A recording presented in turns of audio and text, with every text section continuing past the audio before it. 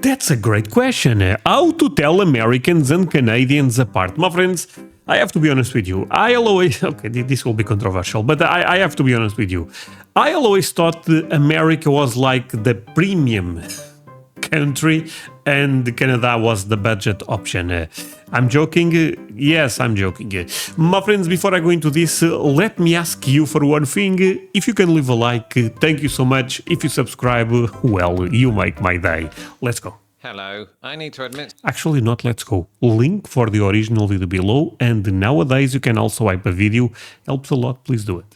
Hello, I need to admit something to you that I don't Hey, think Lawrence. I've ever said publicly. Back when Okay, I lived in sound. Britain, I used to think that Americans and Canadians all sounded the same. But let me tell you, now that I live in Chicago, I've met my fair share of Canadians, even though some of them turned out to be from Minnesota. Yeah. They don't entirely sound like Americans, because while it is true that there's a lot of crossover between American and Canadian English, subtle...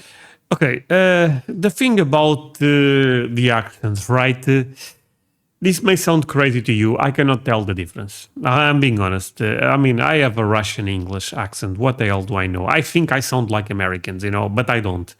So separating Australians from Canadians, a bit difficult to me. I guess the British accent is more easy to tell. Differences do exist in vocabulary, spelling, and pronunciation. All For right. instance, because Canada wasn't included in the American spelling reform of the 1820s, many of their words follow British spelling. Stay tuned until the end to find out which ones in the meantime.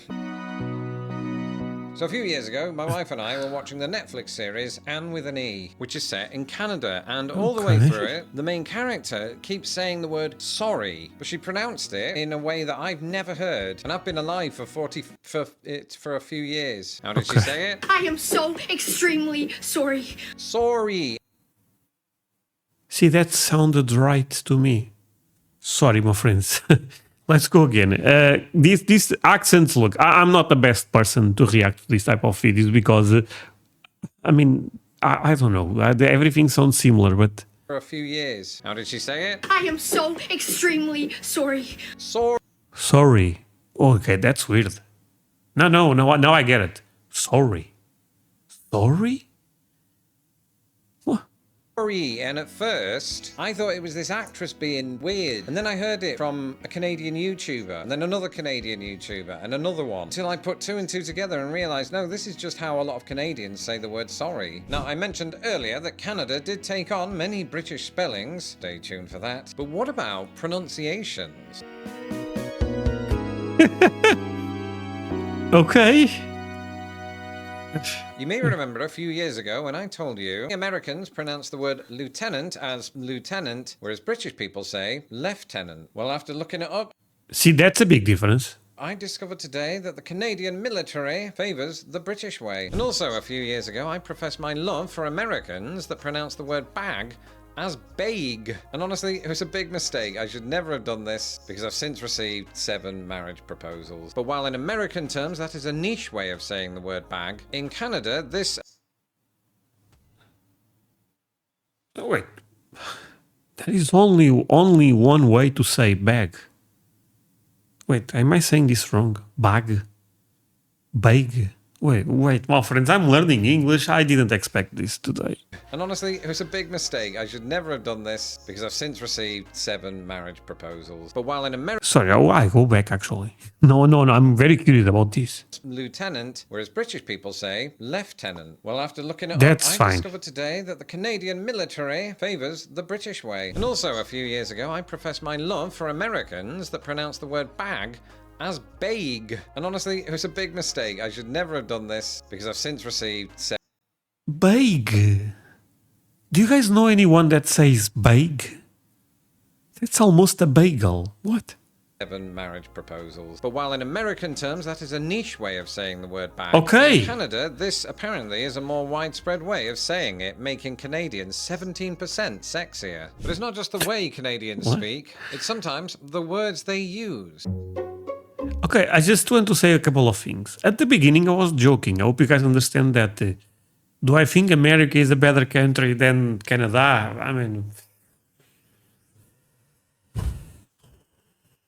gun to my head, the answer would be yes. But I think Canada is a great country. Don't get it twisted, you know. It's a And as is beautiful often country the for case sure. when you're talking about the vocabulary of two different countries, this usually involves hats. Just as Brits and Americans can't agree on what to call the hat worn by Charlie Chaplin, it's a bowler hat. It's definitely a derby hat. Canadians, surprise, surprise, have their own word for a specific type of winter hat that's known in the United States as a beanie and in Britain as a woolly hat or beanie sometimes. What do Canadians call it? A toque. That's not how you say it. It's pronounced toque. Well, Interesting. Actually, there is a Portuguese word for the thing you put in your head when you go swimming. The name is touca. So it's kind of similar.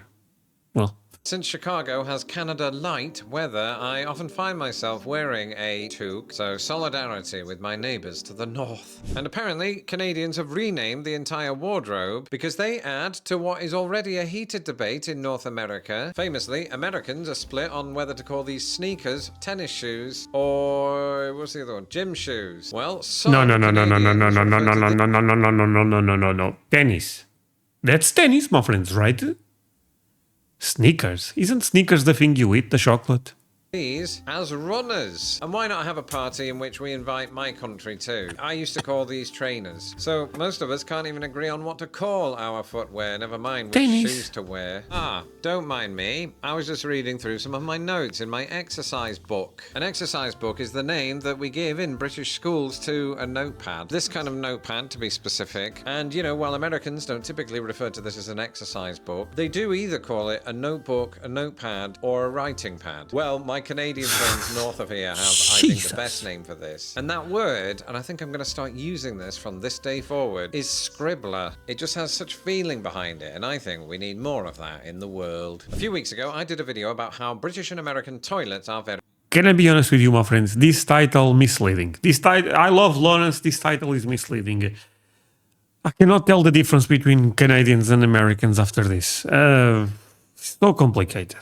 Very different. And in that video, I told you that we also use different words to describe bits of the toilet. For instance, when we in Britain refer to public toilets, we might call them the ladies or the gents, the loos, or the public toilets. In America, it's usually restroom, and in Canada... Yeah, that I don't like it. I prefer public toilet. You guys really say restroom, so you rest there. Some people might use a word that used to apparently be popular in the United States, and that word is washroom. Something pretty major, I think, that separates Canadian English from American English is how it pronounces the last letter of the alphabet. Speak to most Canadians and they'll tell you that they are unified with the British on this one. Z.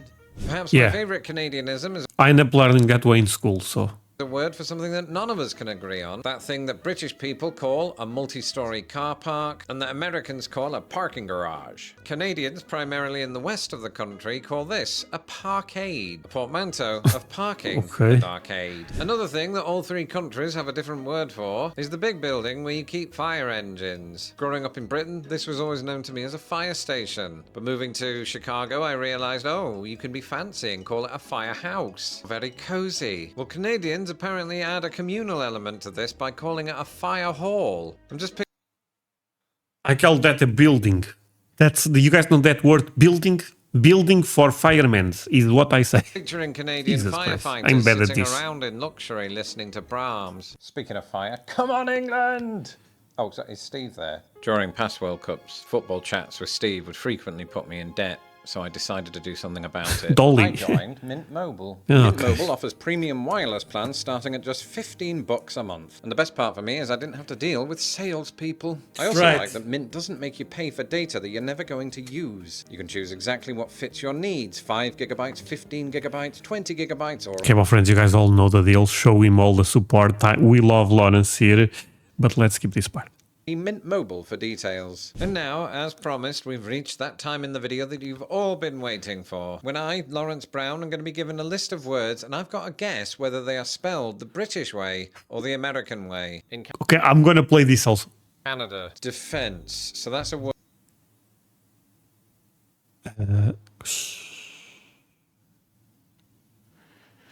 No, the first one. word where in Britain we usually spell that with a C, and in America it's with an S. I think this is another example of how the 1820s changed all this for American English. Probably didn't for Canadian English. I bet Canadians spell it the British way. There you go. This is easy so far. Travelling, which I suppose has two L's in British English. And I have no idea, my friends. Traveling, I tried traveling the first way. only one usually in American English. I'm not entirely sure with this one. Canadians probably go with the Americans on this. Oh, okay. Wow. Aluminum. Oh, this is an interesting one because the story of... Yeah, I always like the American way.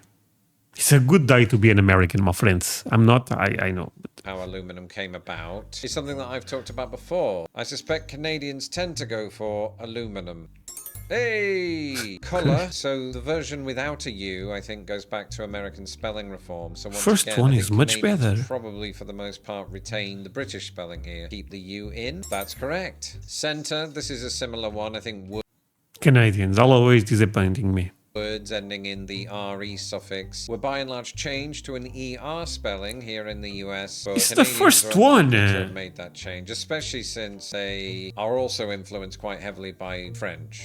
This is an interesting one that I've also done a YouTube short about. Curb, as in that part of the side of the road, is a word that I grew up spelling K-E-R-B. However, Americans, you spell it C-U-R-B. So how do Canadians spell it? I think when it comes to things like roads and road travel, Canadians probably align more with Americans, I assume. Because this is all stuff that came later in the 19th century, when Canadian English was probably getting more influenced by American English. So I think that Canadians probably spell it C-U-R-B. All right, perfect. Tire. One good decision. Or a bike tire. The Tira, what? Oh my, okay, my friends. George Washington was a great man. There is a reason he ended up kicking them out. British used to spell What the hell it is the this? so-called American way until they changed it. But I bet among Canadians it's spelled T-I-R-E. Amazing. I'm more knowledgeable than I thought. I like that. Anesthesia. In Britain, we spell it A-N-A-E-S-T-H-E-S-I.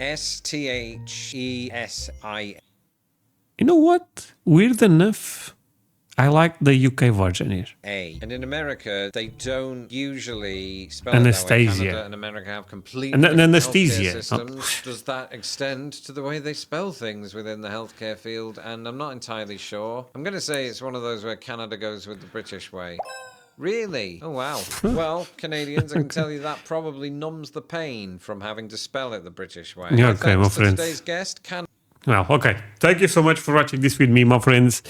I think instead of American English, UK English, British English, Canadian English, I think you guys need to adopt Russian English. You know what I mean? It's much easier. You know, what's that? Fireplace? Firehouse? It's a building. You know what I mean? Yeah, I'm not saying anything with any sense today. Well, friends, thank you so much for watching this with me. Love all of you. See you guys in the next one. Bye.